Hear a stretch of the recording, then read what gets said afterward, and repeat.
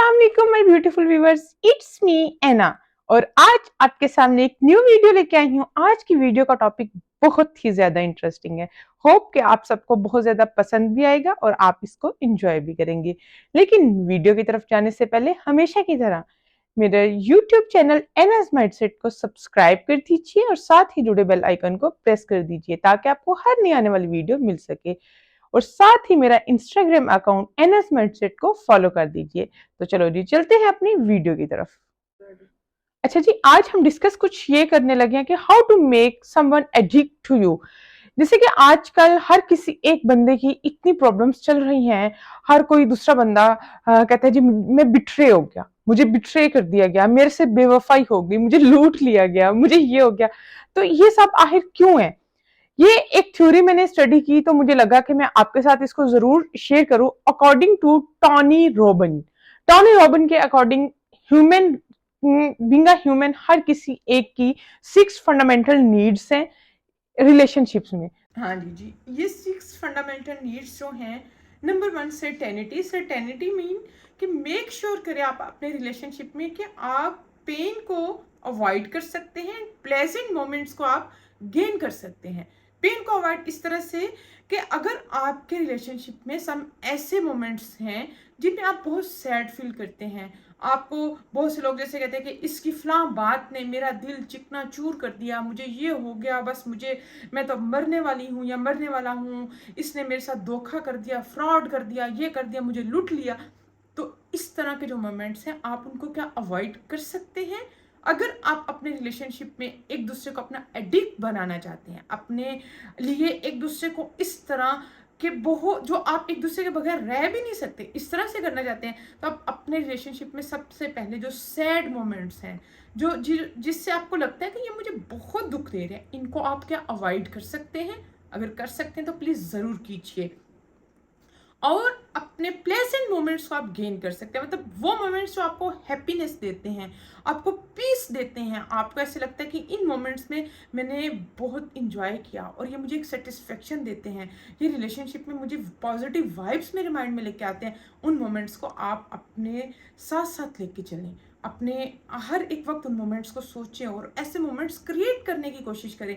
और रिलेशनशिप में अगर आपने पॉजिटिव चेंज लेके आना है, आपने अपने रिलेशनशिप को पॉजिटिव वे में ग्रो करना है, तो आपको सबसे पहले उसमें ये पेनफुल मोमेंट्स जो हैं उनको एलिमिनेट करना होगा और उनको ख़त्म करना होगा। और आने वाले वक्त में भी आपने खुद को मेंटली ये प्रिपेयर करना होगा कि मेरी किसी बात से अगर मेरा स्पाउस या मेरा कोई भी पार्टनर है वो उससे हर्ट होता है तो मुझे उससे अवॉइड करना है, मुझे हर वो मोमेंट ऐसा बनाना है जिससे मेरे स्पाउस को या मेरे पार्टनर को हैप्पीनेस मिलती है, सेटिस्फेक्शन मिलती है, पीस फील होता है, उसको मेरे साथ होने का एहसास होता है, उसको मेरे साथ होते हुए इंजॉयमेंट फील होती है, ना कि एक बर्डन की तरह वो आपको साथ में धक्का लगाए हुए कि बस अब क्या करें, कमिटमेंट कर लिया, अब लेके तो चलना ही पड़ेगा। Second number variety, first number certainty, second number variety. ये मैं आपको फंडामेंटल नीड्स बता रही हूँ अकॉर्डिंग टू टॉनी रॉबिन। आप उसकी थ्योरी भी खुद भी रीड कर सकते हैं और आप बहुत इस थ्योरी को रीड करेंगे तो बहुत कुछ सीखेंगे भी और आप बहुत इंजॉय भी करेंगे। तो सेकंड वैरायटी जो है जी, आप बहुत दफ़ा आप देखते हैं कि किसी के पास डिस्कस करने को कुछ नहीं होता, रिलेशनशिप में कुछ न्यूनेस नहीं होती, कहीं कुछ कोई टर्न नहीं होता। तो आप कोशिश करें कि आप अपने रिलेशनशिप में मल्टीपल टास्क किया करें, मल्टीपल डिस्कशंस किया करें, आप अपने फ्यूचर को डिस्कस किया करें, आप अपने प्रेजेंट मोमेंट्स को हैप्पीली डिस्कस किया करें, कोई मूवीज देख ली एक साथ, कोई ऐसे हर एक दिन एक नया कुछ कोशिश की कि मैं कुछ नया करूं, जो कि एक रूटीन बन गई है। आप उससे जरा हट के जब आप कुछ करेंगे कि आपके रिलेशनशिप में एक चार्म आता है, एक हैप्पीनेस आती है और उससे क्या होता है, रिलेशनशिप फिर पॉजिटिव वे की तरफ ग्रो करने लग जाता है। नंबर 3, सिग्निफिकेंस के आप अपने रिलेशनशिप को इम्पोर्टेंस कितनी देते हैं। बहुत दफ़ा जैसे आजकल बहुत सी लड़कियों से मैं सुनती हूँ, उस लड़के के साथ मेरा 8 साल से अफेयर था, उसके बाद जी क्या हुआ, लड़के ने मुझे बिट्रे कर दिया, उसने कहा अम्मी नहीं मानती, उसने कहा अब्बू नहीं मानता, लड़की ने कह दिया कि जी मेरी अम्मी नहीं मान रही, मेरी मामू के घर मंगनी हो गई है, फूफो के घर मंगनी हो गई है। भाई आप ये सब चीज़ें करने से पहले आप अपने घर के माहौल है, जो आपके पेरेंट्स ने आपकी तरबियत की है, आप उसको पहले ज़रूर देखें कि मेरे घर वाले मुझे कितना किस किस्म का अलाउड कर सकते हैं या नहीं, वो मेरी ये बात आया मान भी सकते हैं कि नहीं। जब आप इन सारी बातों को मद्देनज़र रखते हुए अपने रिलेशनशिप के साथ ले चलते हैं, तो आपको कहीं भी इतनी रुकावटें समझ नहीं आती कि ये रुकावटें किस चीज़ की हैं और ये रुकावटें क्यों हैं। आपकी हमेशा जो राह है वो एक हमवार होती है। तो सबसे पहले आप अपने रिलेशनशिप को इम्पोर्टेंस दें कि भाई मैं इसमें कितनी इम्पोर्टेंट हूँ, या लड़के हूँ या लड़का हो, दोनों को पता हो कि मेरी कितनी वैल्यूज़ हैं, मैं कितनी इम्पोर्टेंट हूँ। जब आप दूसरे बंदे को उसकी इम्पोर्टेंस होने का एहसास दिलाएंगे ना कि भाई आप इम्पोर्टेंट हो मेरे लिए, आप मेरे लिए वैल्यू रखती हो या रखते हो, मेरी लाइफ का कुछ हिस्सा जो आपके साथ जुड़ा हुआ है ये मेरे लिए वैल्यूएबल है।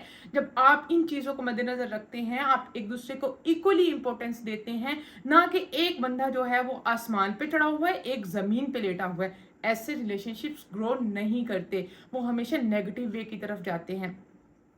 Number 4, number first, certainty, variety, significance, and number 4 is grow. जब आप अपने रिलेशनशिप में ग्रूमिंग कैसे करते हैं, आप रिलेशनशिप को ग्रो कैसा कर रहे हैं। जब एक बंदा बहुत ज़्यादा डोमिनेंट होता है रिलेशनशिप में, और एक बंदा उसके लिए बड़ा वो बिल्ली के बच्चे की तरह एक किटन बना हुआ होता है कि भाई नहीं मैं इससे पूछ के ये कर लूँगा, और उसको बैठा हुआ नज़र भी नहीं आ रहा कि कहीं मेरे से कोई गलत बात ना हो जाए, ये ना हो जाए, वो ना हो जाए, अभी इसको मैंने ये कह दिया तो ये तो मुझे बहुत गुस्सा करेगा, ऐसा हो जाएगा। नहीं, ऐसा नहीं होता। इस तरह के रिलेशनशिप नेगेटिव वे में जाते हैं। जब आप अपने रिलेशनशिप्स को ग्रो करने के लिए दोनों इक्वली पार्टिसिपेट करेंगे, इक्वली इंपॉर्टेंस रखेंगे, और आप दोनों नई नई चीज़ें आपस में डिस्कस करके इक्वली म्यूचुअल अंडरस्टैंडिंग के साथ आगे बढ़ेंगे, तो आपका रिलेशनशिप जो है वो एक पॉजिटिव वे में बढ़ता जाएगा, उसमें रुकावटें कम आएंगी और आपकी ज़िंदगी थोड़ी स्मूथ चलेगी, आपकी प्रॉब्लम जो लाइफ की है वो कम हो जाएंगी। नंबर 5 है हैप्पीनेस एंड कनेक्शन। तो लव एंड कनेक्शन की आप एक दूसरे से हर एक वक्त ज़रूरी नहीं है कि आप किसी को I love you, I miss you बोलते रहेंगे तो वो लव है। आपका बिहेवियर भी लव शो करता है। आपके जब माइंड के कनेक्शंस एक दूसरे के साथ जुड़े हुए होते हैं, तो आपके बिहेवियर में इतनी ज़्यादा लव एक्सप्रेशंस आपके स्पाउस को या आपके पार्टनर को नज़र आ रहे होते हैं कि उसको खुद ब खुद फील होता है कि ये मेरे से कितना लव करती है। आप अगर अपने रिलेशनशिप में पॉजिटिव चेंज एंड एक दूसरे के साथ फॉर लाइफ फॉर एवर रहना चाहते हैं, तो आप अपने लव एंड कनेक्शन को इतना स्ट्रॉन्ग करें कि दूसरे बंदा कभी आपको ये ना कहे कि आपने तो मुझे कभी लव एक्सप्रेस ही नहीं किया, मुझे तो पता ही नहीं था आप मेरे से इतना लव करते हो या करती हूँ। तो आप जब इस तरह की चीज़ें अपने रिलेशनशिप में ऐड करेंगे, तो आप खुद ब खुद उसमें चेंजेस देखिएगा। कनेक्शन, लव एंड कनेक्शन आपका फिजिकल भी हो सकता है, आपका वर्बल भी हो सकता है, आपका बिहेवियरल भी हो सकता है, आपका किसी भी किस्म का हो, साइंस से भी हो सकता है। आप इवन अपने स्पाउस को, अपने पार्टनर को टेक्स्ट पे भी बता सकते हैं, आप कॉल पे भी बता सकते हैं, आप सामने बैठ के भी बता सकते हैं, आप अपने एटीट्यूड से भी शो कर सकते हैं, आप अपने बिहेवियर से भी शो कर सकते हैं, आप अपने घर में रहने सहने के तौर तरीकों से भी शेयर कर सकते हैं और शो भी कर सकते हैं कि भाई मुझे आपको एक दूसरे से कितना लव है और आपका एक दूसरे से कनेक्शन कितना स्ट्रॉन्ग है। थोड़ी सी बात में भी हम लोगों को ये, कुछ लोगों को लगे कि ये थोड़ी सी ब्लंट हो रही हैं या क्या बोल रही हैं, लेकिन ये मैंने जब ये थ्योरी पढ़ी तो मुझे खुद भी ये बड़ा अच्छा लगा कि लव एंड कनेक्शन में आपके दोनों लव होना बहुत ज़रूरी है, आपका फिजिकल लव भी और आपका वर्बल लव भी, ताकि आप एक दूसरे से अपने फीलिंग्स को एक्सप्रेस करने के साथ साथ आप एक दूसरे की कंपनी को एंजॉय कर सकें, आप एक दूसरे के होने का आपको एहसास हो, और जब कोई आपके पास नहीं है तो तब भी आपको पता चले कि हाँ मेरा पार्टनर मेरे से कुछ दूर है या मेरी लाइफ में कुछ कम है अब, ताकि आपको हर एक चीज़ का होने का, एक दूसरे के होने का एहसास हो। नंबर 6 जो है कंट्रीब्यूशन। ये सबसे ज़्यादा इम्पोर्टेंट नीड है और इस नीड में मैंने खुद भी इसको मैं कोशिश करूँगी इंशाल्लाह फ़ॉलो करने की, और मुझे ये बहुत ज़्यादा अच्छी भी लगी। और वैसे भी मुझे लगता है कि मैं हर एक वक्त इसको फ़ॉलो करती भी हूँ। मैं अपने पेरेंट्स के साथ भी इसको फ़ॉलो करती हूँ, अपने सिबलिंग्स के साथ भी इसको फ़ॉलो करती हूँ। तो कंट्रीब्यूशन मीन के आप हर किसी एक चीज़ को दूसरे पे ना डाल दें बस। मतलब कि अगर उसमें कंट्रीब्यूशन किसी भी किस्म की हो सकती है। कंट्रीब्यूशन आपके लव की भी हो सकती है, आपके रिस्पेक्ट की भी हो सकती है, फाइनेंशियल भी हो सकती है, घर में कोई और प्रॉब्लम चल रही है तो उसकी भी हो सकती है। तो आप अपना सारा मलबा दूसरे बंदे पे ना रख दें। जैसे बहुत सी लड़कियां जो उनको लगता है कि कमाना मेरा काम नहीं है, मेरा काम बच्चे पालना है, घर संभालना है, या अगर कोई लड़की किसी लड़के के साथ वैसे भी शादी के चक्कर में है तो उसको लगता है लड़का रिश्ता भेजेगा तो मेरे घर वाले मान गए तो ठीक है, मेरा काम नहीं है कुछ और। नहीं भाई, आप ऐसा नहीं सोचें प्लीज। आपकी कंट्रीब्यूशन हर एक काम में होना जरूरी है।